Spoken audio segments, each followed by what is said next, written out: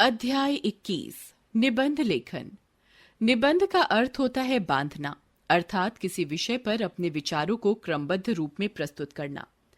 निबंध लेखन हिंदी की महत्वपूर्ण विधा है। निबंध में निबंधकार अपनी अनुभूतियों और स्वतंत्र चिंतन को सरल, सजीव, संक्षिप्त और मर्यादित रूप में प्रस्तुत करता है। निबंध को निम्न प्रकार परिभाषित किया जा सकता है। किसी विषय पर सुसंबद्ध रूप से लिखी गई रचना को निबंध कहते हैं। निबंध लिखते समय ध्यान देने योग्य बातें। जिस विषय पर निबंध लिखना हो उसकी पर्याप्त जानकारी होनी चाहिए। विचार विषय से संबंधित होनी चाहिए। सभी बातें क्रमबद्ध रूप से लिखी जानी चाहिए। भाषा सरल तथा सुबोध होनी चाहिए।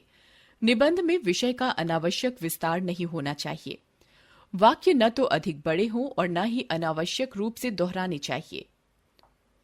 आंखों देखे मैच का वर्णन। खेलों का जीवन में बड़ा महत्व है। खेलों के बिना शिक्षा अधूरी है।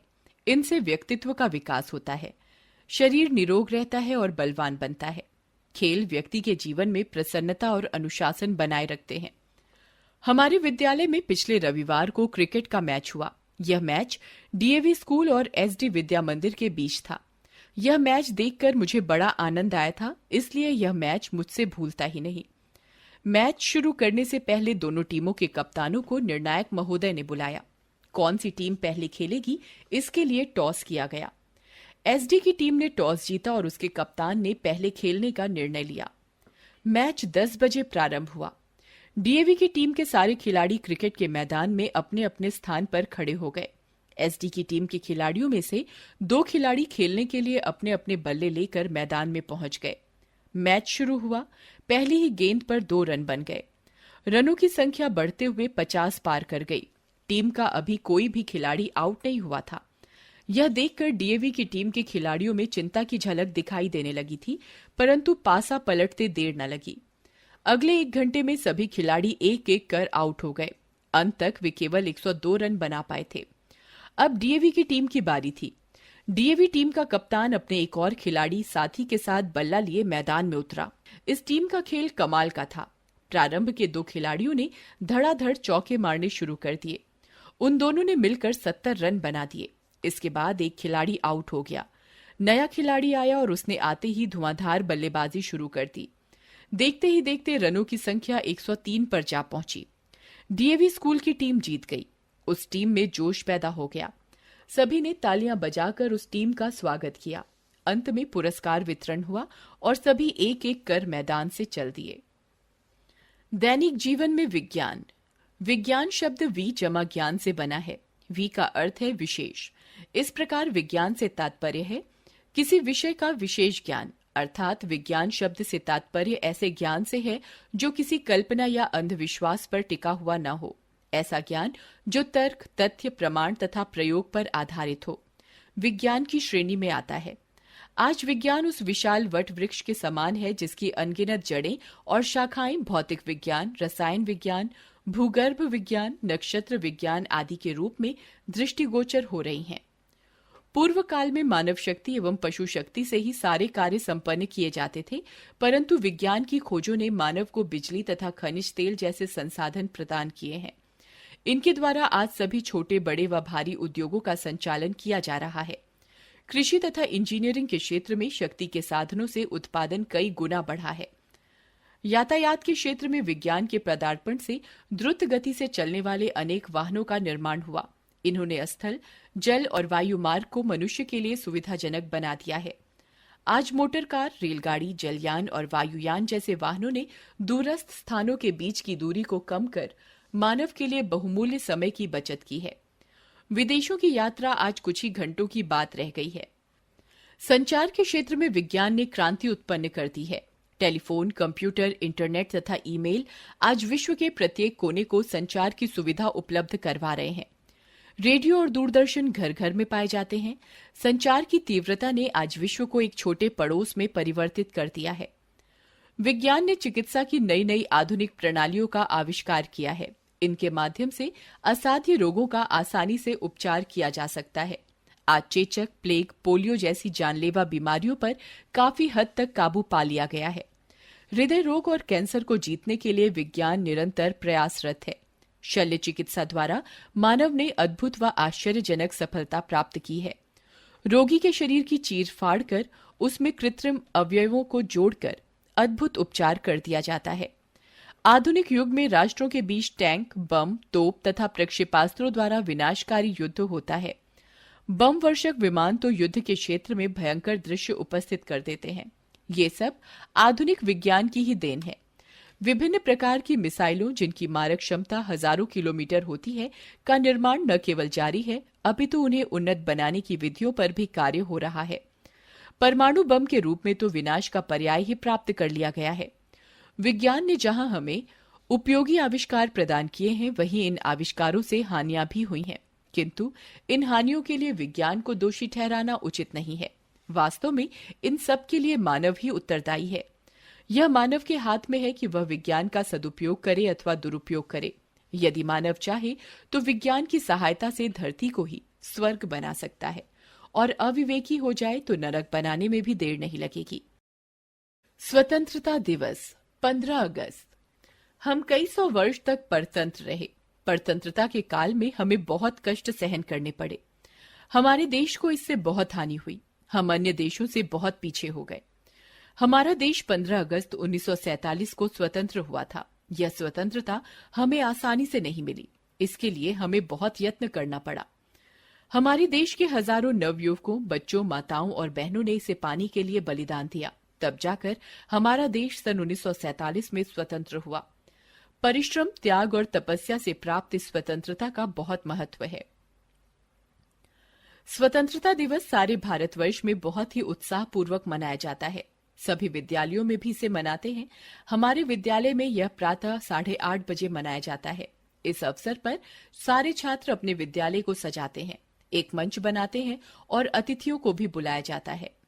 इस वर्ष भी हमने अपने विद्यालय को खूब सजाया था। स्वतंत्रता दिवस का समारोह ठीक 8:30 बजे आरंभ हो गया था।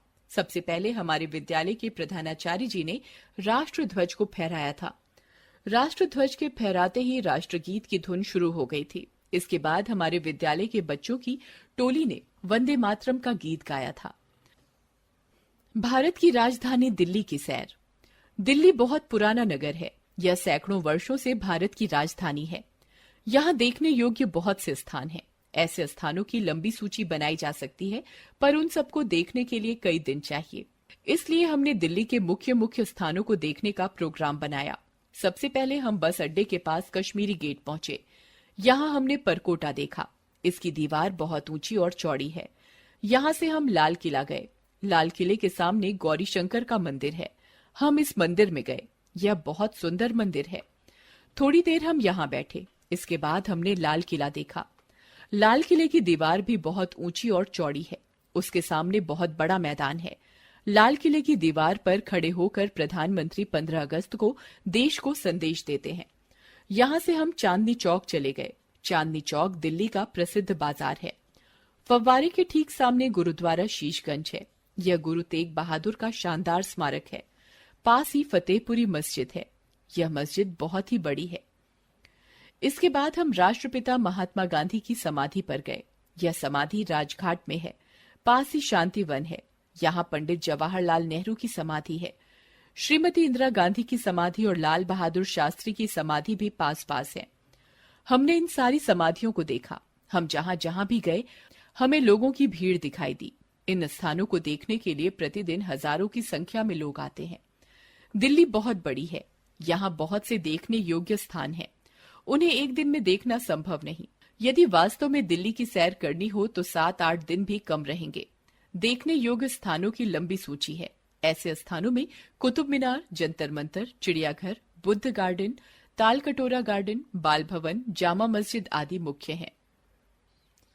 टेलीविजन। विज्ञान ने बहुत उन्नति कर ली है। इसने बहुत आविष्कार किए हैं। इससे हमारा जीवन बिल्कुल बदल गया है। ऐसे आविष्कारों में टेलीविजन भी एक है। टेलीविजन पर दूर किसी भी स्थान पर होने वाली घटना, दृश्य आदि को स्पष्ट रूप से देखा जा सकता है। इससे हम अपने घर बैठे शिमला के पहाड़ देख सकते हैं, हिमालय पर्वत की ऊंची ऊंची बर्फ से ढकी चोटियों को अपनी आंखों से देख सकते हैं और सागर में तैरते जहाजों का आनंद ले सकते हैं। टेलीविजन पर जहां चित्र देख सकते हैं, वहां आवाज भी सुन सकते हैं। इसका आविष्कार सन 1925 में ब्रिटेन में हुआ था। तब से देश विदेशों के चित्र टेलीविजन की सहायता से देखे जाने लगे हैं। भारत में टेलीविजन देर से आया।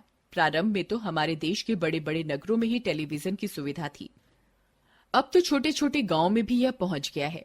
टेलीविजन से हम देश विदेश के समाचार देख और सुन सकते हैं। संसार के किसी भी कोने में कोई भी घटना घट रही हो, मैच हो रहा हो, युद्ध हो रहा है, हड़ताल हो रही हो या बाढ़ आई हुई हो, इन सब को हम अपनी आंखों के सामने होता हुआ देख सकते हैं। व्यायाम करते हुए लोगों को बच्चों के कार्यक्रम आदि देख सकते हैं। स्वास्थ्य के लिए लाभदायक विभिन्न प्रकार के तरीके सीख सकते हैं। नेताओं के भाषण भी हम घर बैठे सुन सकते हैं। अब तो लोकसभा की कार्यवाही भी टेलीविजन पर दिखाई जाती है। टेलीविजन से बहुत लाभ हैं। इससे हमारा ज्ञान बढ़ता है और साथ साथ मनोरंजन भी होता है, पर इससे हानियां भी हैं। कई लोग सारा दिन टीवी देखने में ही लगे रहते हैं। इससे उनके बहुत जरूरी काम छूट जाते हैं। साथ ही स्वास्थ्य पर भी बुरा प्रभाव पड़ता है और समय भी नष्ट होता है। इससे आंखें भी कमजोर होती हैं, इसलिए टीवी का प्रयोग सावधानी पूर्वक करना चाहिए। इसी में समझदारी है। जब मैंने सर्कस देखा। मनोरंजन जीवन में बहुत आवश्यक है। इसके बिना जीवन में आनंद नहीं आता। मनोरंजन के बहुत से साधन हैं। सर्कस भी मनोरंजन का एक साधन है। सर्कस देखने में जो आनंद आता है वह आनंद टीवी देखने या गप्पे मारने में नहीं आता। हमारे नगर में सर्कस आया था। उसके इश्तिहार पहले से ही सारे नगर में लगा दिए गए थे। हमारे विद्यालय के बच्चों को भी आधी टिकट पर सर्कस दिखाने का प्रोग्राम बनाया गया। एक दिन हमारे स्कूल के सारे बच्चे अपने अध्यापकों के साथ सर्कस देखने गए। मैं भी उनके साथ था। सर्कस ठीक 2 बजे आरंभ हो गया। सबसे पहले एक लड़की आई। उसके साथ एक बहुत ही छोटे कद वाला लड़का भी था। वह बहुत फुर्तीला था। उन दोनों ने मिलकर हमारा स्वागत किया। बौने लड़के ने विचित्र कपड़े पहने हुए थे। उसने अपने चेहरे पर कई रंग लगा रखे थे। उसे देखकर हम सबको बहुत हंसी आ गई। लड़की ने खेल आरंभ किया। इस खेल में बहुत से लड़के और लड़कियों ने हिस्सा लिया। ये लड़के और लड़कियां बड़ी फुर्ती से एक झूले से दूसरे झूलों पर जाने लगे। यह देखकर हमें आश्चर्य हुआ। झूलों के खेल के बाद बंदरों का खेल दिखाया गया। बंदर मनुष्य की भांति साइकिल चला रहे थे, घंटी बजा रहे थे और कई बंदर तो साइकिल चलाते चलाते उसे छोड़ देते थे। हमने सर्कस में हाथी को नमस्कार करते देखा। शेर का खेल भी देखा। शेर और बकरी को एक साथ पानी पीते देखा। शेर को आग में से गुजरते देखा और उसे अपने मास्टर की आज्ञा का पालन करते देखा। सर्कस में अनेक प्रकार के खेल देखकर हमें आनंद आ गया। सर्कस के खेल समाप्त होने पर हम